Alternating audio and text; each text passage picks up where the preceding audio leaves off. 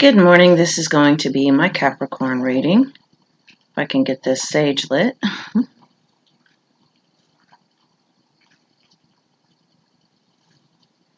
I hope everybody had a good week last week. It felt real good to get back into it this week. I've been a little drained, a little exhausted because I've had a lot go on the past couple weeks. So I've been doing a lot of extra resting, a lot of extra sleeping. My energy's still not 100%, but I'm getting there. I just need a whole day just to stay in bed. And I'm still clearing some things myself, so it's always about facing and clearing things. If not, the soul stagnates, and we don't want that because the soul wants constant growth and expansion. I don't read reversals. My deck knows it, my guides know it, so oops. That one kind of flipped out.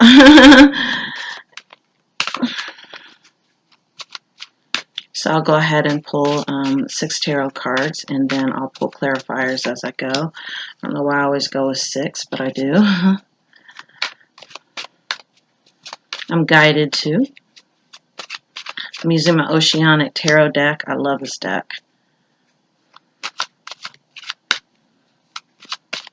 This was the first deck that I ever bought. And it kind of goes along with my channel too. These are my mermaids.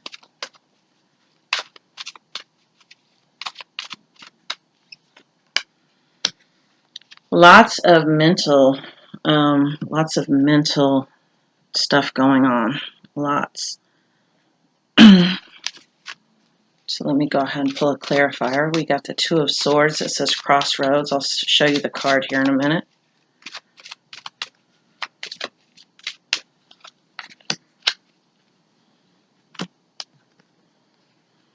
It says 2 of Swords, Crossroads.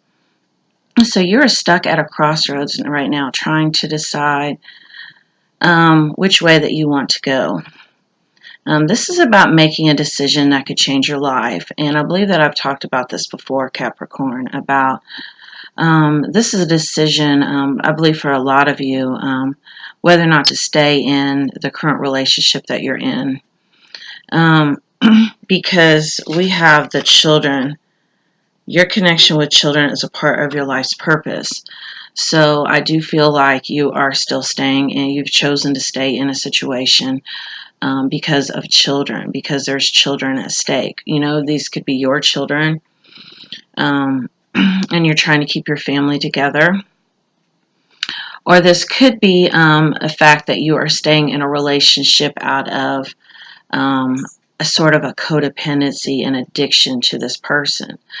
And we learn these patterns from our parents. A lot of times we see maybe our mother stay in an abusive relationship, or maybe she's dealt with, maybe your father was an alcoholic and your mother was kind of the glue that held everything together and just kind of put all of her own needs and everything on the back burner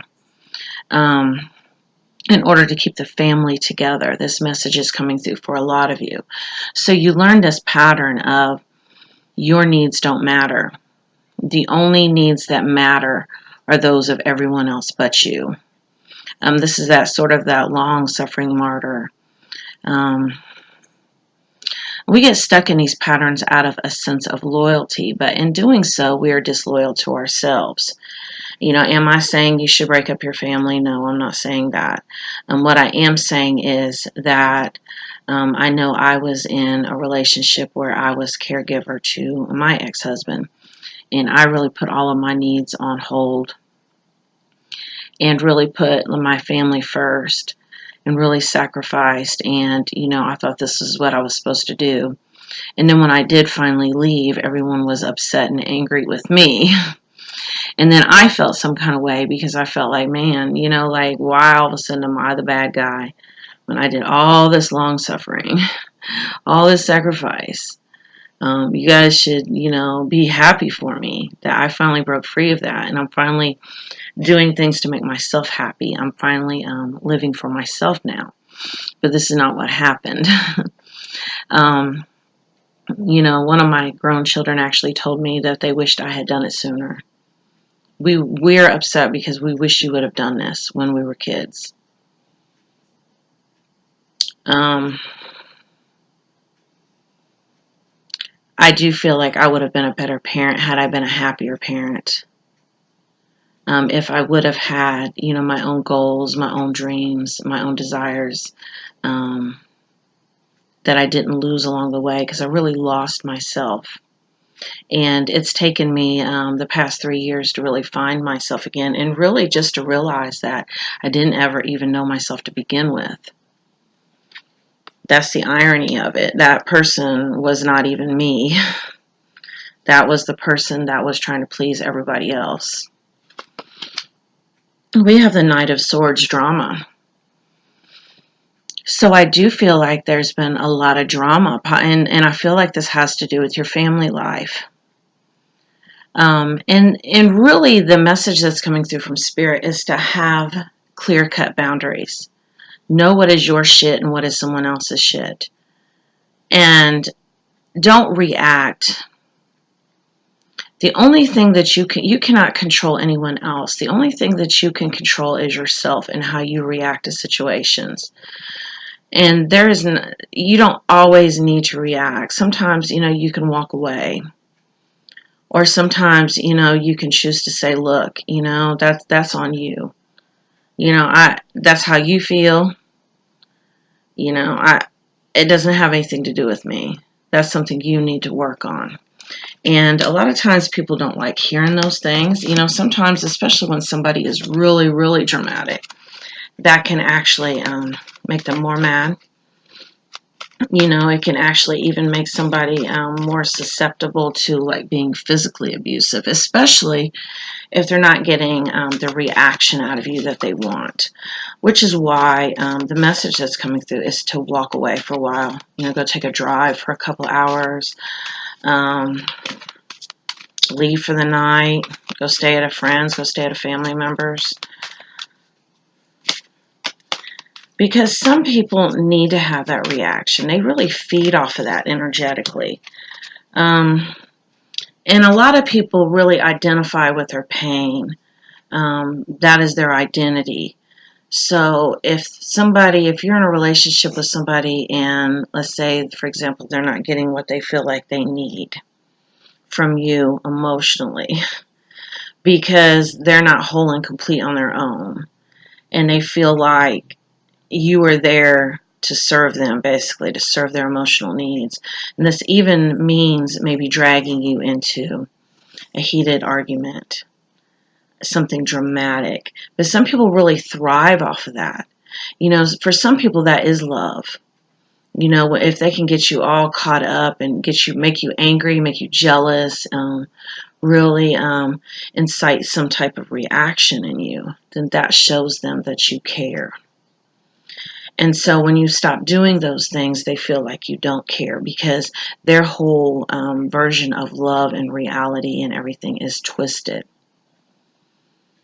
So this can be really dangerous, like I said, because, if somebody is not getting that energy feed off of you, they can go take it a step further, and it can actually even progress into something physical.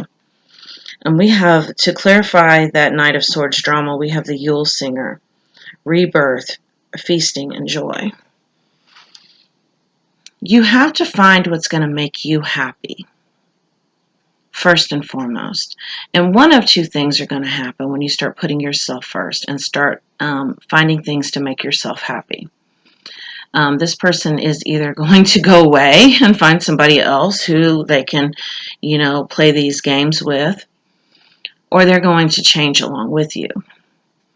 But don't do this with the intention of trying to change someone else. This whole rebirth is you. Let yourself, your own self, be your focus because, like I said, that's the only thing you can control. When we try to change and we try to control others, That is codependency. The important thing to do is to take the path of least resistance. Do not resist your current reality. Whatever is happening right now at this current moment, accept it. Tell yourself, you know what? Everything that's happening is guiding me. And I'm going to end up at this place here, this rebirth. Especially since you're conscious and you're aware of the patterns now. And I do feel like this is not even the first time you've been involved in this type of situation.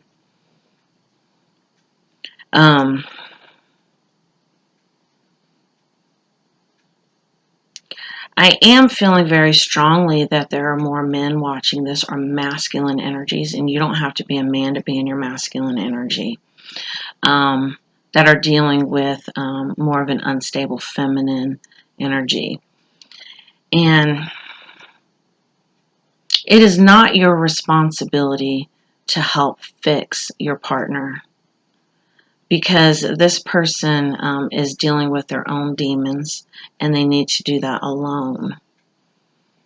Do not let anyone else put blame on you like this is your fault. Now, granted, you do have, some guilt about some things that you've done in the past. And so I feel like this is what kind of tethers you, is that guilt that they put on you. Forgive yourself and realize there are no mistakes as long as you learn from them. That message is coming through. And stop letting someone tether you to them out of shame and guilt.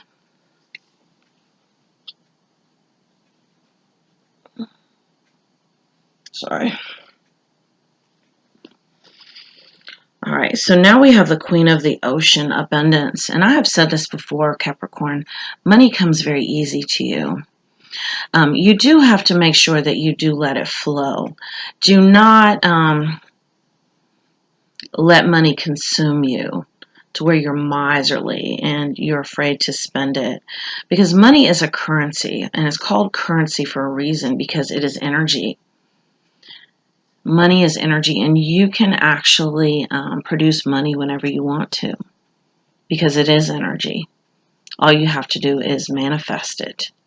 And you are very good at that, but do send your money back out and let it return to you. Because money is supposed to flow. And when you hold on so tightly to it, it can't go back out and return back to you with more. Don't be scared to lose anything or anyone. Take back your power. Because there's a certain amount of control, controlling energy to this. And it's basically trying to hold on to everything around you. And when you hold on so tightly to things, you really do inhibit the energy from flowing that you need to manifest more. Instead of holding on so tightly to it, start showing gratitude for what you have and release it. Because gratitude is a magical energy.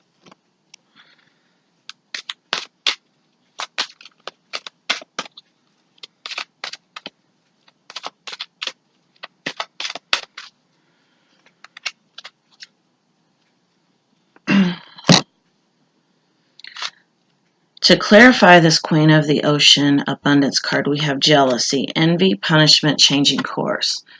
So this is that whole holding on for dear life because you're scared of loss. Jealousy is a fear of loss. And a lot of times people will provoke jealousy in us. They do that to provoke our own fear of loss, trying to get us to change. Okay, if I can trigger this fear of loss in this person will change, and they will be so scared they're going to lose me that they will never leave my side. And this is all about facing that fear of loss. Figure out, where did that fear of loss start? We weren't born with that fear, or that fear of rejection, that fear of abandonment. Where did that fear come from? Because this right here is the basis for all codependent relationships. Because if you can trigger the fear of loss in someone that is really fearful about this, they will not go anywhere. And before you know it, you have this whole dramatic type of love affair where it becomes very toxic and very can become very abusive, even physically abusive. And it starts with someone not feeling like they have, not feeling good about themselves. Their self-esteem is very, very low. And this is usually something, this core wound starts in childhood. So do take a look at it. You know, for me, my father abandoned me when I was a girl. And so, you know, that was what triggered that. And so I always had this daddy issue, and I was always looking for relationships where that need, that void would be filled. And then all they had to do was act like they were going to leave, and I would panic and I would just do anything, just anything. Oh, you need money? What do you need? Just whatever. Just don't leave me. I don't want to be left. And God forbid that you go off and be with someone else, because that would be like the worst thing ever. You know, and I really had to face that fear. What would that fear look like? Really take like your deepest, darkest fear. And if that, you know, could be your partner running off with someone else, or finally just fed up with your ass and just leave. What would that look like? And really feel it and face it so that it stops playing in the background, because we attract our fears, and these fears play out as lessons over and over and over again until we learn them. We have the Page of Cups Imagination. I'm going to pull one of my heart oracle cards for this one.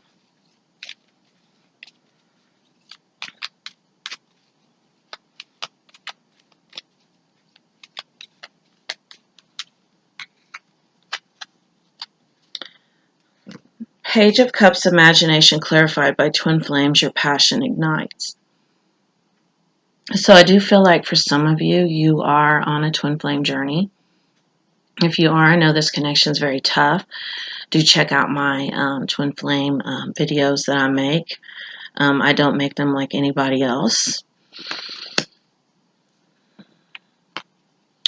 With this Page of Cups Imagination, the energy that I'm getting from this card is that you are creating the reality between the two of you right now, with your fears and with your thoughts. That is why it's so important to clear this out, this jealousy.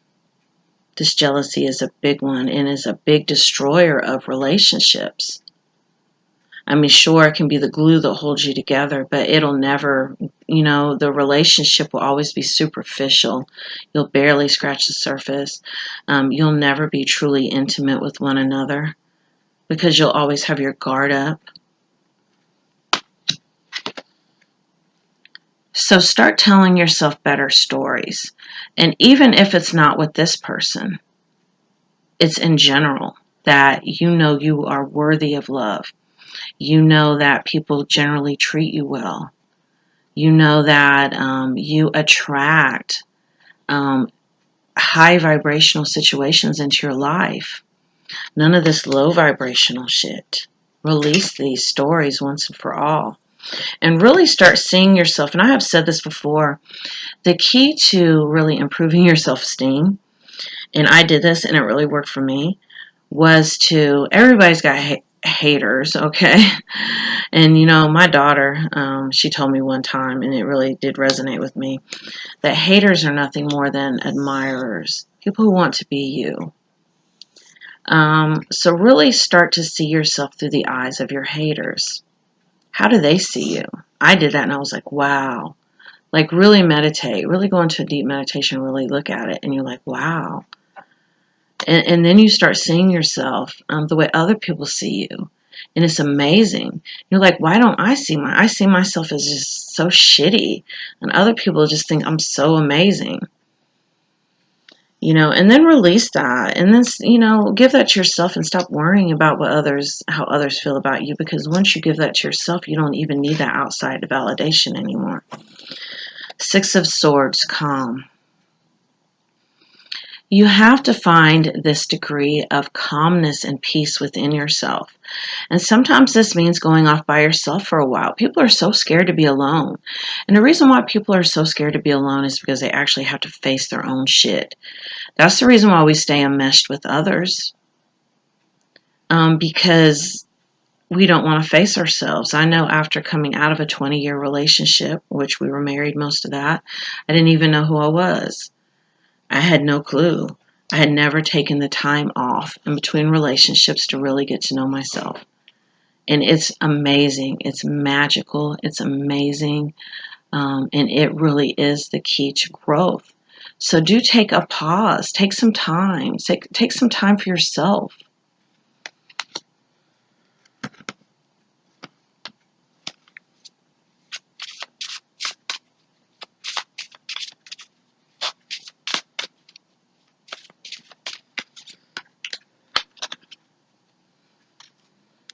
We have the ring of promise. And so once again, I feel like a lot of you are in a marriage that you know was over a long time ago. Trust me, I know I was in that situation myself. And that you really can't see a way out right now. And so you really are stuck in this mental clarity where you're really trying to figure out what's the best way to kind of free yourself, but yet at the same time really being scared of being alone. You get that way, you're like, man, can I make it? I'm used to having somebody, wash my clothes and cook me meals and, be there for me when I'm sick. Make this promise to yourself that you're going to carve out some time to really try and get to know yourself. Really focus on yourself on a soul level.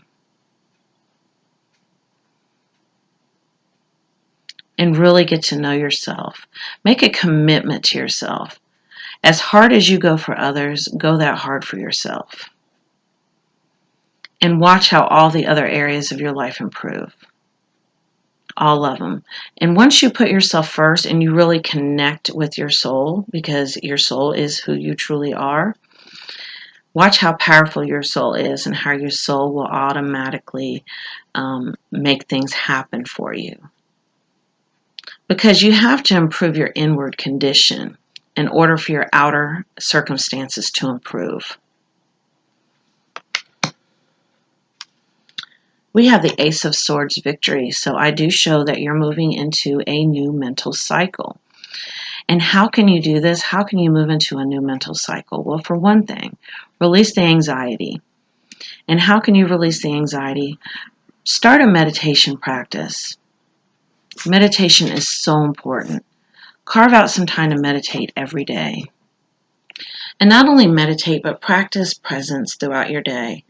And this involves not worrying about the future and not dwelling on the past, but being very, very grounded in the present moment. This is where you're at. This is all you have. And just take it one day at a time. And don't worry about tomorrow.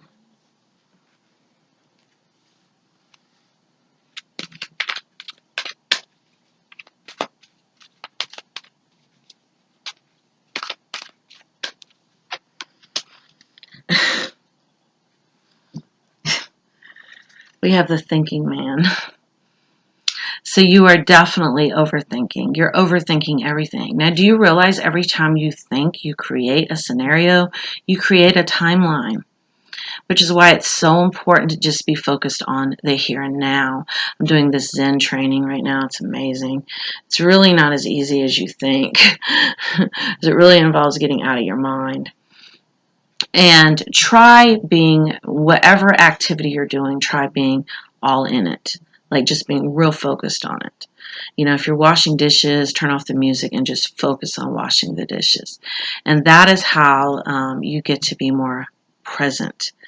And when you do start having those obsessive thoughts, try to be the third party and look outward in. Be the observer of your thoughts. And that is your soul. Because basically anything that's not your thoughts is your soul. Your thoughts are your ego. And that is not who you are. A lot of times we identify with our thoughts and we're like, we are our thoughts. No, you're not your thoughts. Your thoughts come from your conditionings, your limiting beliefs,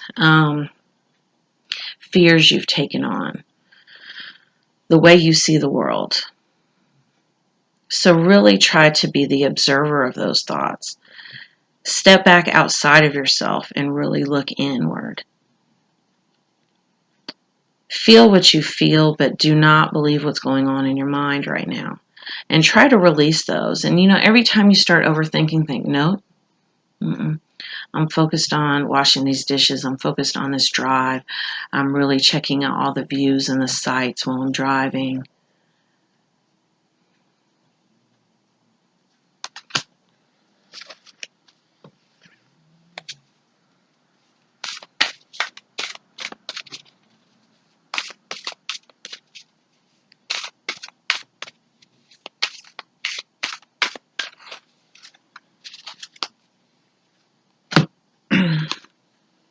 Cheers to you. We here on the other side have one important thing to declare. Love is the answer to literally everything. We don't necessarily mean romantic or erotic love, although they are wonderful, but something above and beyond that. Everything alive in the world was first created by love. Spirit sends love to animate life and birth it into existence. Love is without conditions and is based on reverence and a fierce and joyful respect for life. Life thrives when you focus on it, and we want you to turn away from anything that causes it to wane. Love is when you no longer see yourself as others separate from you, better or less than, etc. When you act as love, you give permission to the world to thrive and grow as it will. Can you let go of what is not love and ask, what would love do? Love is waiting for you always and forever. We just adore you over here. It's beautiful. So just remember all that fighting and bickering and like this right here, this is not love.